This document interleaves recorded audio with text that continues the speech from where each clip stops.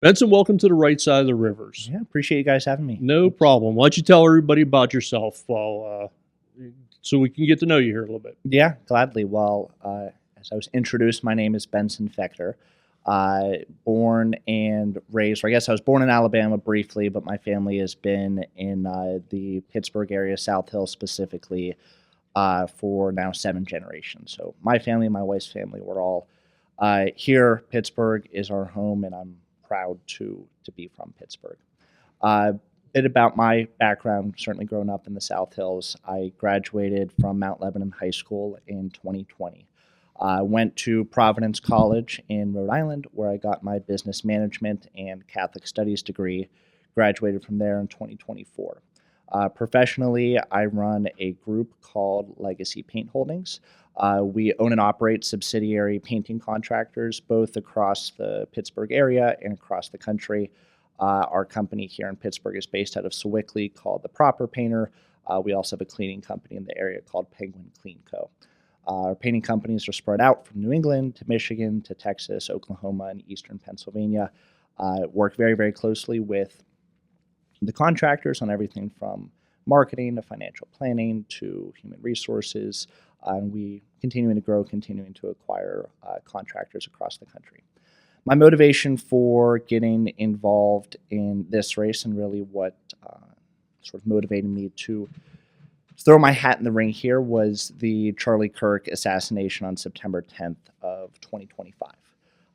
He was a monumental figure, not only for the conservative movement, but for the country writ large, and really was one of those figures that came up alongside the rise of President Trump and really the MAGA movement as a whole. And I followed him very closely from his rise, alongside characters such as Ben Shapiro, The Daily Wire, all the hosts and everything that are on that platform.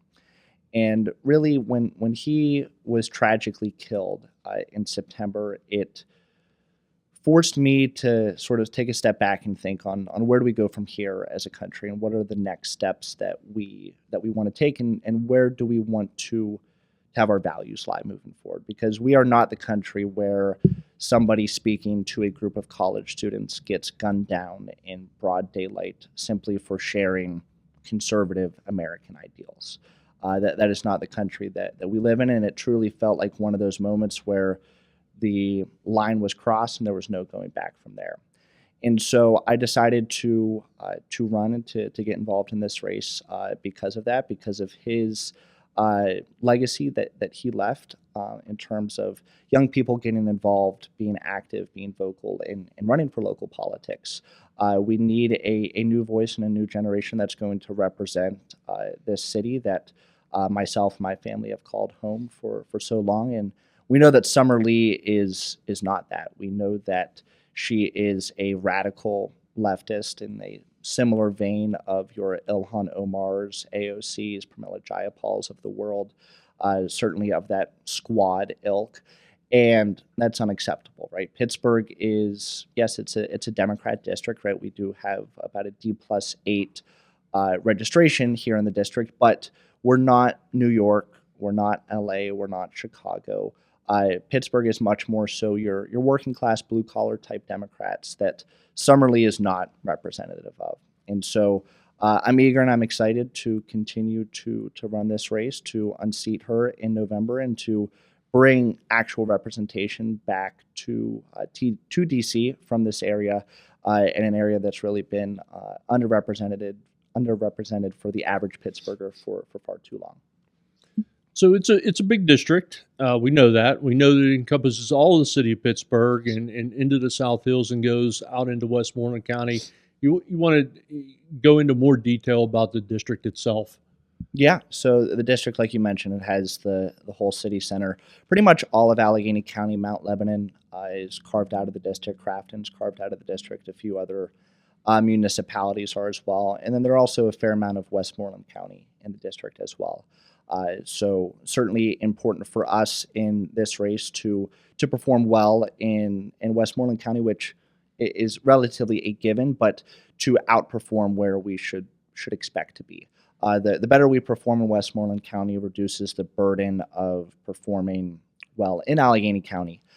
Certainly areas that we would otherwise have to do damage control in. And so uh, all of Allegheny County minus Mount Lebanon minus Crafton, bits of Westmoreland County in there as well. And you're right, it certainly is a big district. It's a big district, and you live at one end of it. Yes. Tell us how you see your reach into Westmoreland County, and of course, living in one end of the district isn't a disqualifier at all. But for probably for you to drive to the furthest other end of the district is what, probably over an hour and 15 minutes, I would imagine. Yeah, and so it was actually a couple weeks back that it was a Facebook Marketplace purchase. I drove out to Greensburg to go pick something up, and it was a little bit over an hour drive for me to get from where I live in the South Hills out to the Greensburg area, which is right on the border, right, of the district. And I certainly don't think where you happen to live inside of a given congressional district is a disqualifier for running here. We have a strong ground plan and a game plan for how we're going to be doing outreach out there. And certainly it starts in the South Hills. I think the South Hills is a hugely important voting block in the district, and a voting block that is both movable and that has a large population inside of it. But certainly Westmoreland County is important. We have strong plans for being able to outperform expectations there. Yeah, and it's the more populated areas of Westmoreland County goes out to Greensburg. If I recall correctly, it also includes Murraysville, correct? Yes. And Jeanette and North Huntington and parts, at least part of Hempfield Township as well. Yes. Right. Okay. So that would be some of the more populated areas of Westmoreland County. Hey, we appreciate you running. That's why we wanted to have you on the show. Russell, you have questions? Yeah, well, I wanted to say that, we're excited to have Benson as a candidate. Benson, you are a trend that the party needs, obviously your age, that demographic, but we do see a trend from younger people towards the Republican Party. You obviously mentioned Charlie Kirk was a mentor of yours, someone that you looked up to. Talk to us about possibly how you can message to voters of your demographic throughout the city and throughout the district. We do have many colleges and universities in PA 12. Talk to us a little bit about that demographic and the importance of reaching them. Yeah, it's part of the overall campaign strategy in terms of, we know, again, the challenges that we're going to face in unseating Summerlee in a year where typically Republicans underperform, right, sort of in the midterm cycle where we control the presidency, the House, and the Senate. And so part of our strategy is reaching out to those populations that typically in the past wouldn't have voted for a Republican candidate, but we do believe would be able to this time around. And we saw from 2020 to 2024 the massive shift in voting, specifically amongst young people, more so specifically, I'd say, amongst young men, certainly led by guys like Charlie Kirk, Ben Shapiro, Joe Rogan, others in that space. And so looking at the district with Pitt, Carnegie Mellon, Duquesne, Point Park, Chatham, right, all the universities that encompass the area, it's certainly part of our strategy to do direct outreach to them, to be for them to be a big part of our campaign and our efforts. And specifically from the angle of, yes, I am not far removed, right, from their position, right, having graduated from college 2 years ago. And so being a part of that younger generation that is sort of getting out of college and starting to get, I guess you would say, traction in life, the two things that I think are most important to us, I would say thing number one is the affordability crisis that we've seen specifically for young people in this country. And I would say a secondary thing is the American family that goes alongside that, getting married, having kids, establishing a foundation and a home for yourself. And so for young people, we look at home ownership as a great example. Home ownership in the area, Pittsburgh, is still relatively affordable compared to other major metropolitan areas. But what I like to look at is the trends. And the trends in the area have have been less than promising in terms of affordability. You go back 10 years to 2015 to afford the median home in Pittsburgh. You had to make about $29,000 a year to qualify for that mortgage, about $15 an hour. Fast forward to today, 2025, 2026 numbers. To afford that same median home in the Pittsburgh metro area, it's now $67,000 a year that you have to be making, closer to $35 an hour versus 15. And so that example is one where we look at, okay, $67,000 a year is still relatively doable, specifically for dual income households. But if that happens 10 years from now, and we're looking at homes where you have to be making $130,000, $140,000, $150,000 a year, it's going to be in a very different position. And so speaking, directly to young people on home ownership, we need to increase the supply in the area. We need to continue to decrease demand through mass deportations, as we've seen across the area and across the country. And that's how we actually fix housing. But speaking to housing, speaking to business ownership, speaking to we want to get married, have kids, but the financial reality has made it difficult for so many of us. And I think certainly for many of my peers that I graduated from high school and college with, it's a message that will resonate, and a message that can resonate. And the team that we're building is certainly a younger team as well, which I think will be helpful in Well, that area. Your candidacy is a breath of fresh air. It's something that the party needs. I know Todd, you and I tend to think maybe we're young guys, but maybe young at heart. Maybe you think so. Maybe young at heart, but no. It's good to have you running.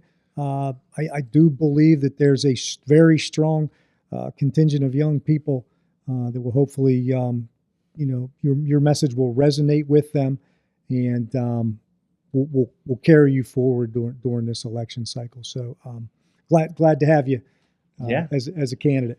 For sure. You do have a family, right? Yes. And you are a man of faith. Yes. You care to? No, absolutely. I'm not going to hold a gun to your head, but you're free to speak here. No, that's good. That's good. Yes, I am married. My wife and I, we've been married for a little bit over 2 years now. We got married the summer before my senior year at Providence College. And we met here in the Pittsburgh area. We were volunteering at Vacation Bible School in high school at St. Winifred's in Mount Lebanon. And so we, strong Catholic family, strong Catholic faith that both of us come from. We have a 10-month-old daughter, just turned 10 months yesterday.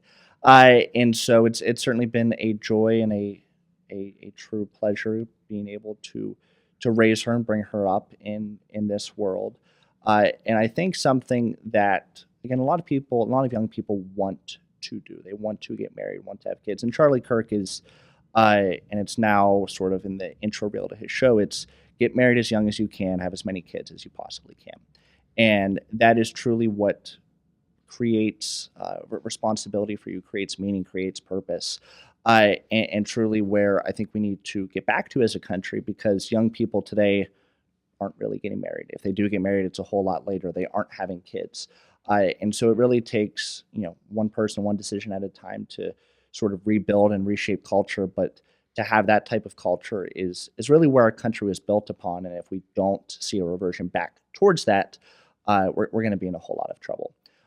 My Catholic faith means everything to me. It informs every decision I make every single day. It's a massive part of this campaign and this movement that we're hoping to build. We have a strong team of priests from around the diocese that have sort of formed a faith council that we've put together.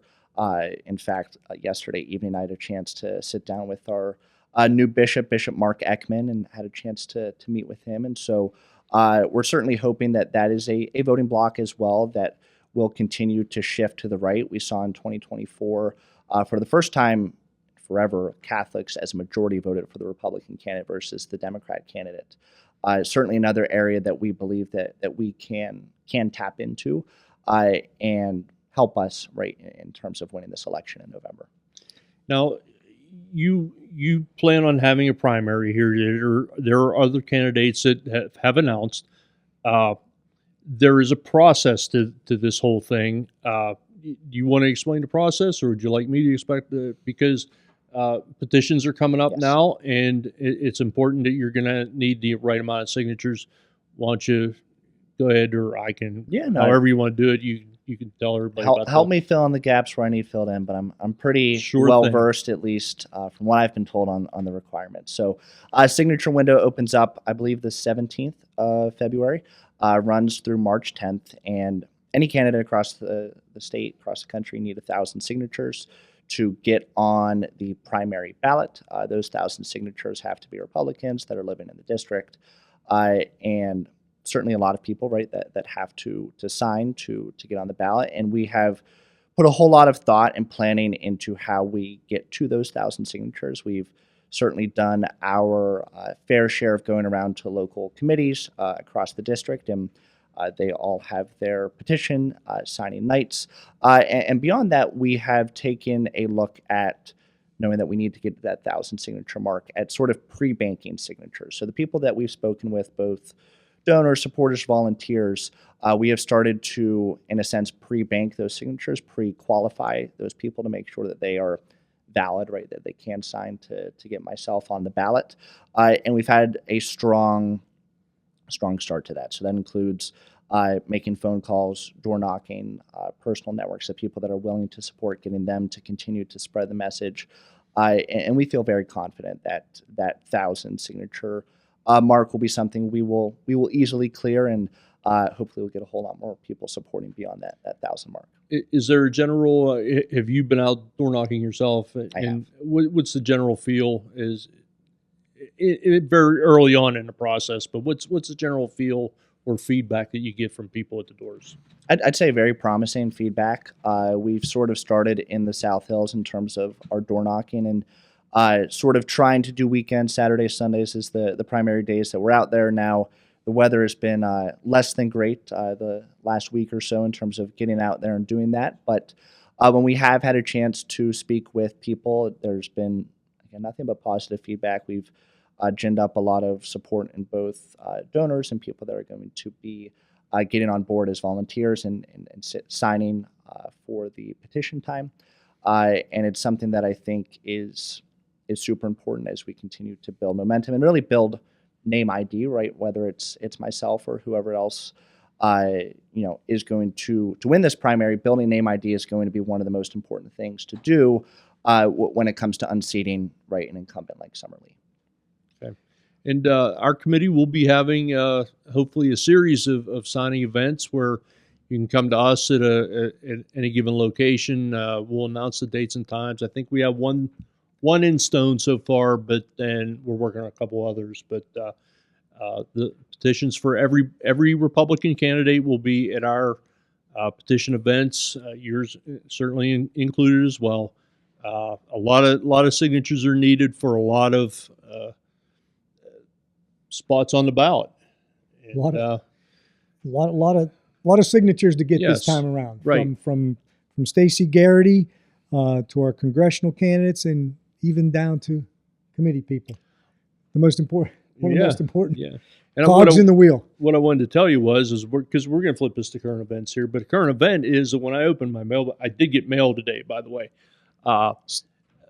From letter carrier mail, is that what you're talking letter about, right? carrier Okay. mail, yes, and I received my application for mail-in Mail-in ballot ballot. today. So if We need to you get- got a mail-in ballot, We need to get hip with that. you should be expecting a renewal from the county. Benson, you a fan, or you sort of go with the flow here of mail-in ballots? I think mail-in ballots are one of those things that Democrats have done an extraordinary job at pursuing and chasing, and something that Republicans are finally starting to come around in terms of this needs to be a part of our electoral strategy and how we actually win elections. And so on its face, I'm not a huge fan of mail-in ballots. Right. I think For that sure. election day should be election day, not election season. I think there are legitimate reasons why somebody would vote absentee. For example, when I was off in Rhode Island for the 4 years that I was there, I voted absentee back, home here in Pennsylvania. And there are other legitimate reasons beyond that. But on the mail-in side, we need to get on board. If sign up for your mail-in ballot, send it in early, vote early, because the Democrats are going to play that game. and we know they're going to continue to play that game. And if we decide that we're going to simply opt out of it, out of some sort of puritanical virtue, we're going to continue to underperform. And so, like you said, if you got that letter in the mail, make sure that you get your mail-in ballot. Well said. Well are going to be sending yours in. What, Benson? How can people find you if they want to get involved in your campaign? What are your coordinates? Yeah, it's Benson4PA12.com. It's FOR spelled out, and all of our socials and links and everything are on there. You can certainly go to donate, our top left-hand corner, and then to volunteers in the top right. All of our sort of policy issues and prescriptions, everything is pretty clearly laid out on the campaign site there. Instagram is Benson for Congress, and then the TikTok is Benson for PA12. All right. Thank you. you. Everybody can find you now. That's great. How about we talk some current events? Yeah. What do you want to talk about? You want to talk about snow, or you want to talk about snow, or you want to talk about ice?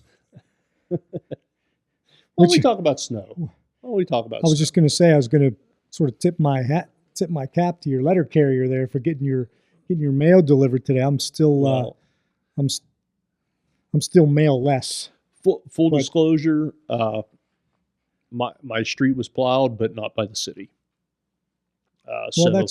Which is unfortunate. But the adjoining streets have been plowed. 2 streets away, I can see pavement. Hey, who knew that shovel-ready jobs meant right? Now, look. In fairness, meant the 412 crew. In fairness, this is an eccentric storm. Oh, yeah. So it's not the. Oh no, it's not the weather's fault. It is a problem in preparation. Evidently, it's no one's fault, Todd. It's plenty of people's fault that we're not prepared and we don't have the equipment to manage something as efficiently as it could be mentioned. And now we see the cascade effect because our garbage is now going to be a week late as well. So it all comes back to what we want to. So I think we've kind of been through these issues before, and I think we're seeing real world effects of mismanagement, to put it lightly, over the years. Right. And there's a lot that we could unpack about what we're living through here with this storm, but I think we got drunk. Well, I say we. I think that the city got drunk on COVID money. Did not put it into managing the fleet properly. I don't think anyone would disagree with that on either side of the aisle, and we are where we are today because of that. Exactly, and it's not. Even though he was on council, when some of these problems were starting to show, it's not his fault as the mayor, and he's been out there, and we'll give him he gets a little bit of a pass, but not a complete pass in the thing. Why don't we bring Benson back? Benson, I'm sorry, you're South Hills guy. How are things in the South Hills being managed out there as far as this Snowmageddon 2.0 that's out there? Yeah, I mean, I would say that the South Hills is typically pretty good in terms of their snow removal, right from Upper St. Clair to Mount Lebanon, Bethel Park, Castle Shannon, South Park. All the roads in sort of my area have been pretty good. They did a great job in terms of pre-treeing and then being out there throughout the day on Sunday and plowing the roads, and then through the day on Monday and yesterday as well. At this point, it's sort of pavement that we can see on the streets. There's no complaints there, and I really think, like, when we look at snow handling, there shouldn't be the disparity that we see between one area right just a couple miles south of the city and then how the city of Pittsburgh handles their snow management. It baffles my mind how all the money that's flowing around, and we can't do something as basic as plowing the roads and letting residents get back to their daily lives. But certainly happy with how they were treated where I live. And I think, and I think looking forward, you know, this this will this is going to highlight areas where the city has deficiencies, and I think if we trust that the new administration is going to be competent going forward, they're gonna see where those deficiencies are and put a put a better plan into place. Because I don't know who needs to hear this, but Pittsburgh gets about 4 feet of snow every year. I'll say that a little bit louder for the kids in the back. Every year, Pittsburgh gets 4 feet of snow. So it's not like you don't know the snow's coming. Sure. You know what I'm saying? So I think we just need we need a plan, and obviously there wasn't one. So hopefully the next time it snows like this, which it probably will, there will be a plan. Well, in plan's place good too, but you need the tools to implement the plan. And it seems like the city even has the manpower to handle it, but not the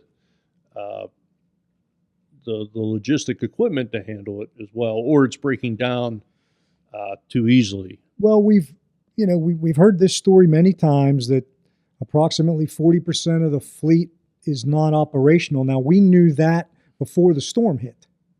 So that raises a few questions about why still only 40% of the fleet Was in place to begin with. You'd think maybe we could cut that down to maybe only 20% of the fleet if we knew in the summer there was that 40% of the fleet was having issues. You'd think because we know it snows every year in Pittsburgh, Todd. Right. You'd think there'd been a plan in place to get those vehicles service ready. But hey, it is what it is. So, from someone who manages a business perspective here, how do you see this with government? Let's start with the local government first, and then moving on up to county, state, and federal government here.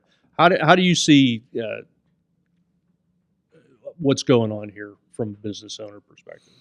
Yeah, and I mean, if we were to look at something like snow management through the lens of the business world and how private businesses handle it, all the private businesses had their parking lots plowed. The churches had their parking lots plowed.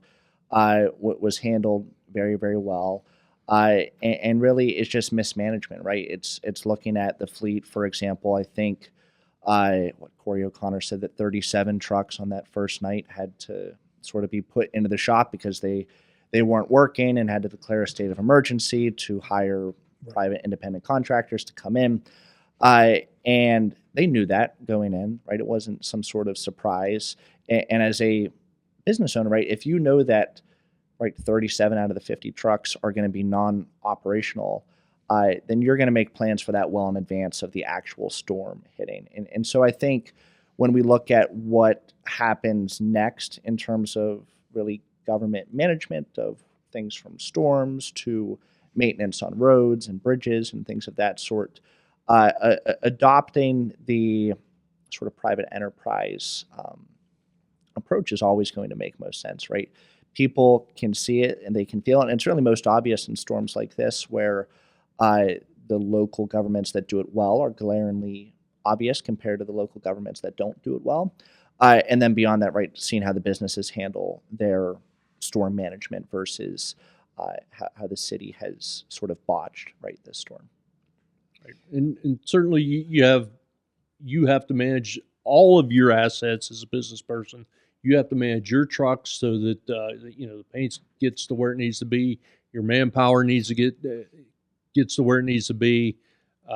You're able to manage this, but somehow that escapes the people that we have elected of late completely. Right. If half of my trucks were down, I certainly wouldn't be scheduling jobs, Right. assuming that those trucks were going to be on those job sites. So it's just something that you have one role for government because there's no competition in the government space, whereas in the private sector, competition breeds better everything, right? Better for the consumer, better for the business, better for the employees. Mm-hmm.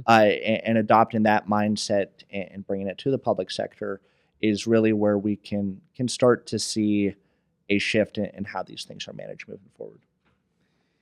That was well said. Yeah, good. I know you wanted to talk about snow and ice. What No, what, no, what ice were you no. what Let's ice were stay. you talking about? No, well, you know what ice we're talking about, but we can let's stay with the snow. Okay. If I mean, do you, it's going to melt someday. I mean, someday, that's right. Yeah, we have a secret Spring will weapon. come. It's called July. Uh, your state roads have been good. Probably a little bit better management from PennDOT than we see from some of the local municipalities for sure. Yeah. Uh, Again, so let's move this along here. Let's get to the federal government and talk about how you see your business experience applying into congressional district 12. Yeah, and I think it was even mentioned, I believe it was today or yesterday, by Governor Shapiro talking about the bipartisan infrastructure bill that was passed during the Biden term, and how those dollars really have not poured into the state, have not actually been realized in the state. And that infrastructure bill and infrastructure in general is typically popular on a bipartisan level, but so often we end up sort of earmarking billions and billions of dollars towards projects that the dollars never quite end up getting there, or they get sort of burned through in the process. And so, really, when we look at how the federal government can best help Pennsylvania's District 12, it is doing it in a way that empowers from the bottom up, right? Looks at what can we do from a local level first, and how can we be most efficient on a local level and go up from there. Politics is best practice and best done when it is neighbors looking out for neighbors versus neighbors trying to call Summer Lee and see what's going on in DC so that money can get sent back to the district and all the hands that are in that cookie jar on the way down, and trying to get as local as we can with that. Beyond that, there are certainly things that we can do more efficiently in terms of dollars flowing into the district. And infrastructure certainly being one of them, right? We know how much work needs to get done on the bridges. I think the recent assessment was $500 million of work that needs done on our area's bridges, and that money hasn't flowed from what was promised during the Biden bipartisan infrastructure bill. And so, actually making sure that dollars go where they're supposed to go. I think continuing the whole Doge idea of weeding out and getting rid of waste, fraud, and abuse inside of the federal government to make sure that, as we look at with charities, right, if you donate $1, how much of that dollar goes to the actual issue, and you want to see a high amount there. Our tax dollars should be going to the issues that actually matter, not towards bloated bureaucracy, not towards middlemen that are taking pieces out of the pie on the way down. It should be as much as we can. Every dollar that is allocated towards something like infrastructure, as much of that needs to actually go towards fixing our roads and bridges and things that actually make a country and make a city work, especially a city like this with the intensive infrastructure needs that we have. And we know that there's no shortage of money. When these things want and need to be done, they can be done. Again, calling balls and strikes as I try to do. Let's remember that Governor Shapiro had a bridge collapse or a fire as well on the eastern side of the state, and that bridge was redone within 6 months, 6 months to 8 months. We have a bridge here in Oakland that has been down for 2 years now, under an abundance of caution. Route 30 several years ago slipped into Turtle Creek and or East Pittsburgh, and that was rebuilt again, likewise in 6 months. These projects can be done. The money's there. It's just do we have the people pushing forward to get the jobs done and prioritize the right thing? Right. You need the political, when there is political willpower, things can get done and do get done quickly. I think beyond Pennsylvania, a great example of that is how Ron DeSantis has looked at storm management in the state of Florida, where you have the hurricanes and that roll through there, and he gets bridges up in a matter of days and weeks, not months and years. So these things can be done and are being done well and properly in other places throughout the country. We need to take a page out of the DeSantis playbook, for example, in terms of how he handles infrastructure in his state, and apply that here, because certainly it would be working out a whole lot better than the way that local leadership and the state has handled Pittsburgh infrastructure. You have anything? Well, let's. Good stuff. So we have an issue in Minnesota here. Things are out of control. Incidents of attacks on our federal workers. Why don't I just give you the floor and go ahead and throw your thoughts out there about what you're seeing in Minnesota to start with, and then we'll reel it back in here to Pennsylvania. Yeah, that sounds good. President Trump was elected with a pretty clear and strong mandate to deport the illegals that are in this country. People came out in droves to support him and won the popular vote really on that basis. And so we have a duty and a responsibility, and he has a duty and responsibility to enforce the law, to continue to deport every single illegal that is in this country. And ICE is in all 50 states, right? They are in red states and blue states, and red cities and blue cities. And it just so happens that Minneapolis is the place, just as it was in 2020 with the George Floyd riots, that seems to be where all this chaos is happening. You have Governor Walz, who has been throwing up roadblock after roadblock and really has been inciting a lot of the violence that we are seeing in his state in terms of cooling down the temperature. He has done anything but. In fact, today he just said that if he could, he would physically assault and beat up J.D. Vance, our vice president.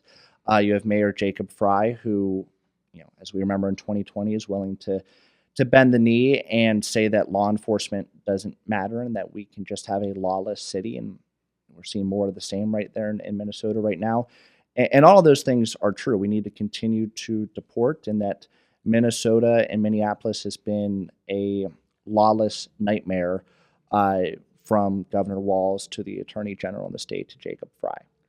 And if I could just add on to that, the Trump immigration message, it wasn't anything new. There were two very popular Democrat presidents who basically ran on the identical message of border security and immigration enforcement, and that is most recently Barack Obama and then Bill Clinton. They both had the same. They virtually had the same message as Trump. So my point is, the American people, whether you're Republican or Democrat, that is a message that is acceptable to the majority of Americans. I don't think there would be any dispute. It should be. Well, I don't think. Well, I think the fact that we've had two very popular Democrat presidents run on that same immigration stance as a Republican as Trump, I think proves the point that is sort of a common sense immigration platform. So and polling continues to show that Americans broadly support continuing the deportations of every single person that is here illegally in this country. That is still a popular issue amongst the American people.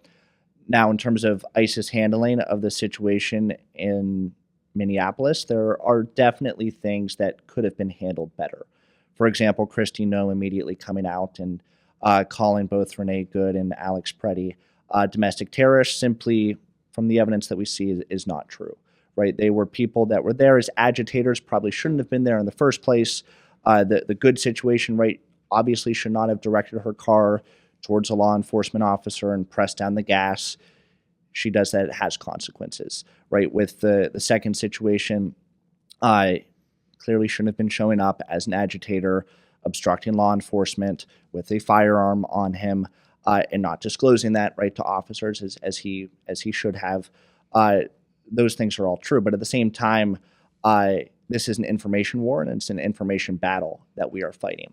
And public perception right now is starting to shift pretty strongly towards not being supportive of the broader mission. And the answer isn't what the Democrats think. We're going to as Summerlee has said, we need to abolish ICE, for example. Clearly, that can't be the solution to this. But I am pleased with Tom Homan being sent into Minnesota to sort of handle the situation and calm down the situation. As you mentioned with President Obama, Tom Homan was awarded a medal under the Obama administration and was seen as a very upstanding and good person. I don't know why that perception has changed. I think it's squarely because we have President Trump in office versus President Obama. But really, it's a Minnesota problem. It's a Minneapolis problem. And I think if President Trump does not come out of this in a strong position, if he is unable to quell the riots and quell the unrest that we see in Minneapolis, he's sort of being given a chance to do what he should have done in 2020, right? There are a lot of things we can point at and say that weren't properly done during the 2020 riots that summer, and a lot of it was politically motivated in terms of not wanting to ruffle any feathers and all the COVID and BLM stuff that was going on this summer. We have a chance to finally right those wrongs and do what we should do, which is calm things down, reestablish law and order, and continue to allow ICE to do what they need to do. And Governor Walz needs to start cooperating, right, as so many other governors have across the country. And Todd, you took a great sort of perspective from 30,000 feet, and you said, look, Minneapolis is a blueprint for what could happen here in Pittsburgh. And I know that just recently we did have sort of a movement here in the county to not work with ICE. So right. Hopefully, kind of building upon what you were thinking about what can go wrong.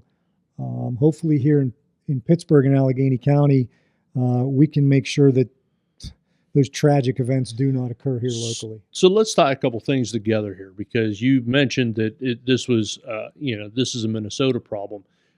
Yes, this is happening in Minnesota because Minnesota has a leadership problem. And, based on what you've said about what happened in 2020 and what happening now, the only difference is that it was local law enforcement versus federal law enforcement.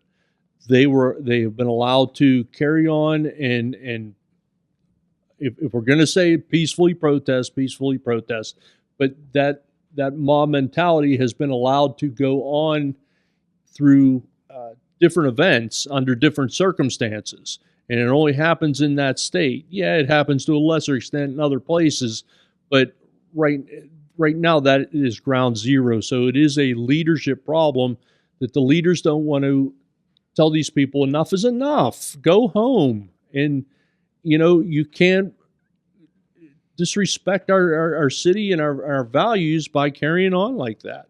Now, in reference to what you said and what we sent out to the press was an ask for a stand in leadership. And that's what Minnesota needs as well, as a stand in leadership.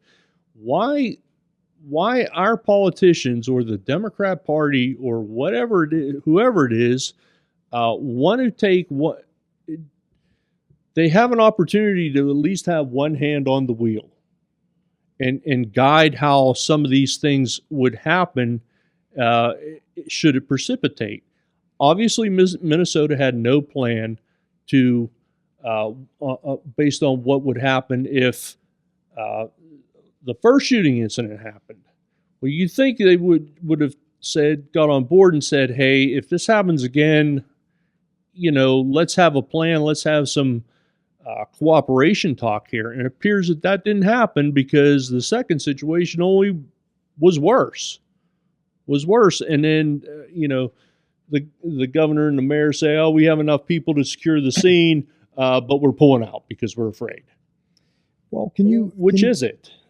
Can you walk us through a little bit? I know that a statement to the press went out today on behalf of you and the City of Pittsburgh Republican Committee. I believe your focus was on the chaos and the tragedy in Minneapolis, and you brought it home made it a hometown issue and said, look, we have the NFL draft coming up here soon. Let's get things Right. We want to work with Homeland Security because their presence is going to be needed here in the city of Pittsburgh. We are asking the mayor or the county executive to take a leadership position and go and at least have a conversation with ICE instead of just throwing these blind roadblocks up of we're not working with you and we're really not working with you. And you can see the chaos that happened, and it just puts people in jeopardy and emboldens the other side. Well, and let's be honest. I think, you know,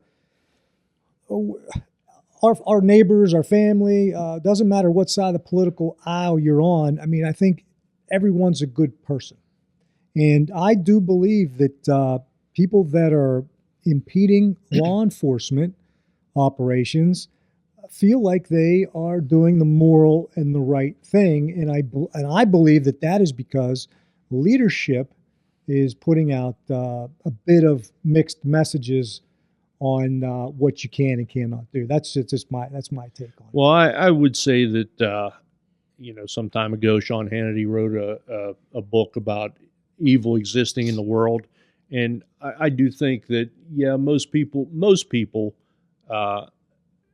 are good at heart, but there is an evil element, and part of this ICE situation, the Minnesota situation, is based on people who are just out to create anarchy, create chaos, don't want to abide by laws.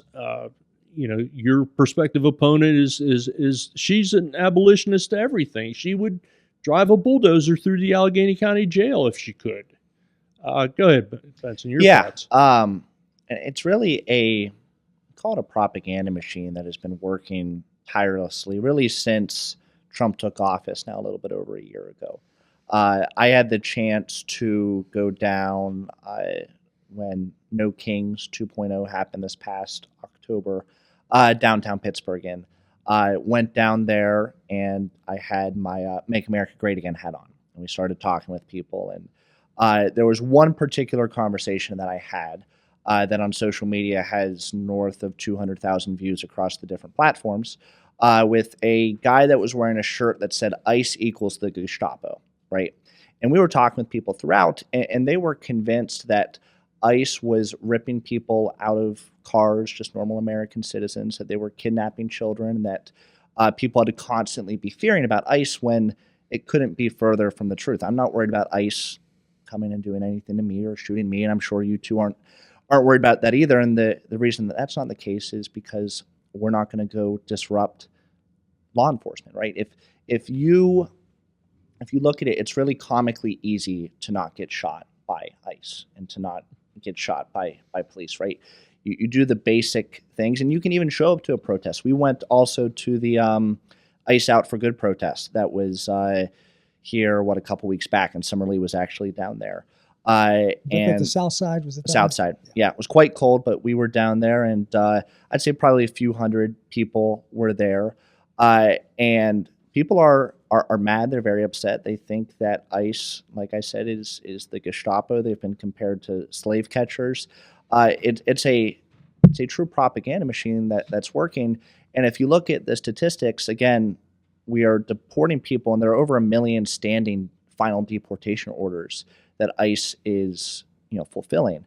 But beyond that, I mean, the majority of the illegals that are being deported have serious prior criminal convictions as well, beyond coming into the country illegally.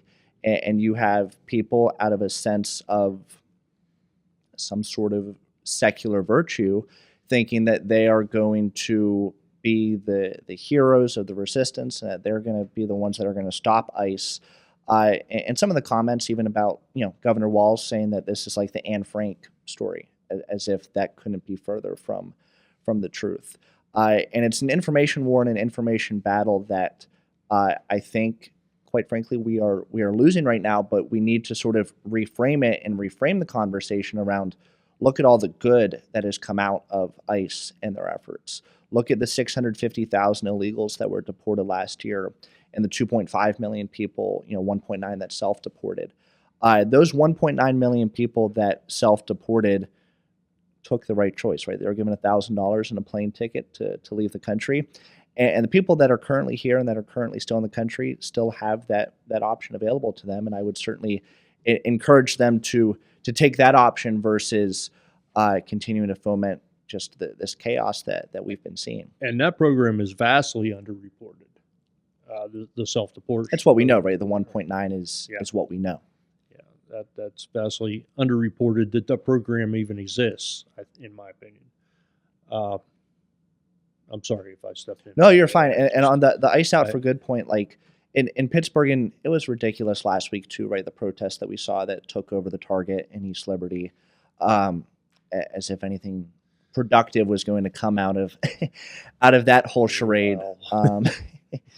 And so, thankfully, I mean, in terms of what we've seen in Pittsburgh, it has been limited to your diehard, call them leftists, that are out in the streets and that are protesting. But we'll see. I mean, as the weather warms up and we get into spring and summer, God forbid it turns into what we saw in 2020 right across the country. But Right. I certainly wouldn't put it past the powers that be on the left, funded largely by characters such as George Soros, to continue to foment this chaos that we saw in 2020. That similar playbook is starting to unroll here in 26. So we're coming up on where we're going to have the continuing resolution is going to come to an end here. Why don't your thoughts on how you see that play out is from an outsider. Yeah, Trying to be on the inside. It's crazy that we're having this conversation again right on the heels of the longest government shutdown that we've had. And really, it is, again, propaganda that's being pushed. You look at the characters that have said that we need to have a government shutdown over not giving a single dollar to the Department of Homeland Security or to ICE. They've already been funded through the big, beautiful bill that passed right last summer. And so this grandstanding that the Democrats are trying to have happen again is just as false as the grandstanding that they had happen this past fall in the latest government shutdown. And so I think Republicans need to continue to hold the line and to stay strong and to not bend the knee. We have seen some Republicans sort of take a step back in terms of looking at how we move forward from here. But this is an opportunity and a moment to double down and to stay strong and to not get weak-kneed as so many Republicans have tended to do, especially in years like this year when everybody's thinking towards November and trying to protect their seat. The way you protect your seat is by fulfilling the mandate that you were voted in to serve. And that mandate is to continue to fund ICE, fund DHS, keep the government open. Nobody benefits from a government shutdown, and we saw that the last time around. And so it would be a fool's errand if the Democrats attempt to do this again over two shootings in Minneapolis, where two people in what appeared to be really two justified shootings. Is that what we're going to shut the government down over and play our grandstanding games with? I don't think it should be, but with the way the media narrative has been spun, I certainly wouldn't be surprised if we at least see a partial government shutdown, this coming. And I think how that there's a spotlight on Pittsburgh right now with that government shutdown looming, because we have two great senators, don't we? We do. And I really appreciate how both of those guys, who aren't from the same party, obviously, find ways to work together. But I think we could technically say that both of our, well, obviously Dave McCormick being from Pittsburgh, but Braddock isn't too far outside the metro area. So we have two senators from Pittsburgh who are showing the rest of the country how to work together. But there is definitely going to be a spotlight on those two senators and how they vote in this with this government shutdown. For sure. And we as a region have a lot to gain or lose by this vote because of what is the draft coming in, and this economic savior that's coming in to save us being the draft, and all the revenue it's going to create out of it. And my concern is that the government not being funded somehow precipitates into security concerns here in Pittsburgh. I mean, that it certainly could be a concern at any time that you have an event like the NFL draft coming in where they're expecting hundreds of thousands, if not north of 1 million people coming into the city, there is a lot of planning and security risk planning that goes into that. And so, given that we're here at the end of January and that is just a few short months away, obviously any prolonged government shutdown and prolonged pause on that planning will cause officials and people to have to rush through things that otherwise would naturally be done in a timely manner. And so I would certainly take the John Fetterman playbook in terms of nothing good, again, comes out of the government shutdown. We saw that last time in terms of what the Democrats were supposedly fighting for. Nothing came out of that. It was sort of what I think largely an electoral thing, right? They reopened the government right after they got Mamdani and Spanberger and Mikey Sherrill in New Jersey. And so we'll see what happens here. But I certainly hope the Democrats do the right thing and don't play games, right, over these events. Well, and we certainly hope that cooler heads prevail and that local leaders speak to the public with clarity and so everybody knows. Yeah, our local leaders are allowed to lead, show leadership, and go against the grain a little bit as well. Well, and I would say, just be clear about what we are and aren't doing. That's my ask. Well, with that, this is show 15. Yeah, for sure. Benson, we appreciate you coming on. I don't know if we'll get you back on before the primary or not, but you are on the list, man. We want you to stay involved with the party no matter what happens, and we do wish the best of luck to you. We will be seeing you around. We'll be seeing more of Benson, no doubt. Yeah, you'll be at our meeting Yes. Coming up for sure. So if you want to see Benson in person, either come to one of our signing events or our meeting on Monday. All the links on how to do that, Missy will put in the comments below here. Show 15. Great show, man. Good to have you back in the co-pilot seat. Benson, great to have you in. Yeah, thank you guys for having me. Hey, we have